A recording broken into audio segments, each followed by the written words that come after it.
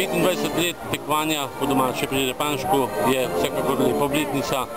Saj 25 let, pred 25 leti, ko smo začeli, je bilo 12 tekmovalcev, na to pa vsako leto več.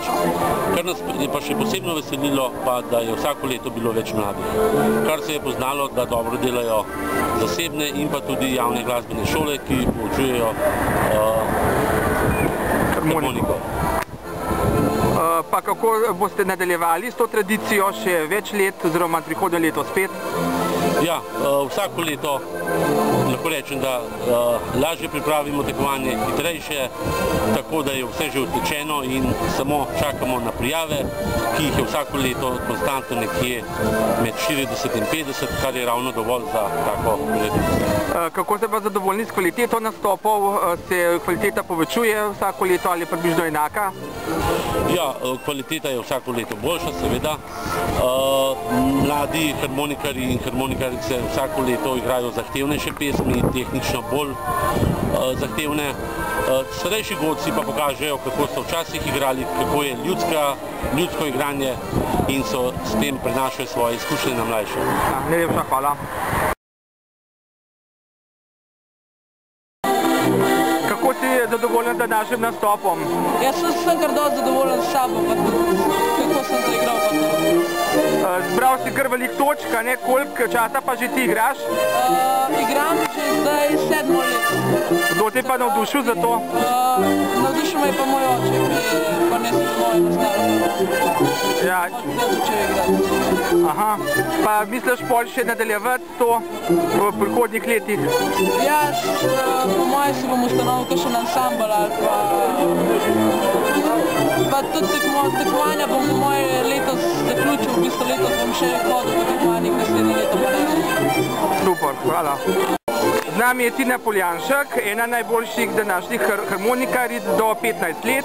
Kakšni so občutki, kako si zadovoljna z nastopom? Je super, zelo sem zadovoljna. In koliko časa že igraš in v kateri šoli se učiš? Približno 10 let, učim se pa pri Aha, pa se bo še udeležila?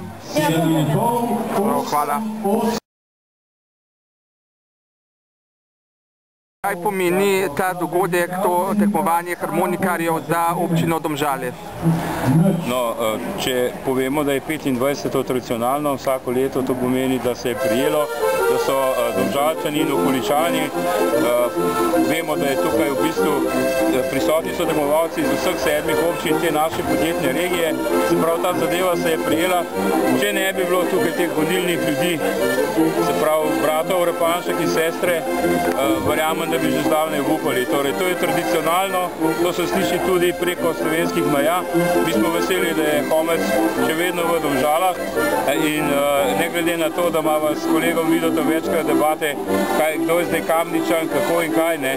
Zdaj me je potolažil, torej jaz sem zdaj državni svetnik tudi za Kamnik, Domžale in Litijo, tako da zdaj tukaj nastopam kot praktično tisti, ki pokriva cel teritorij.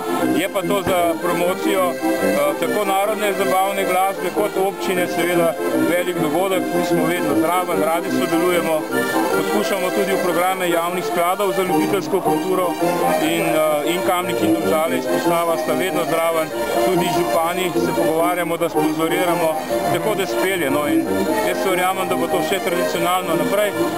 Koliko časa bodo zdržali, ne vem, ampak glede na to, kako vidim te mlade fante in dekrete, ko pridajo v supergah, pa v kabojkah, prime prej tonarco, moje se ni treba bati, no. Tukaj bodo radi pridajo, videli smo tudi Kabjaniča, letos je bil 23-lič, ne, tako da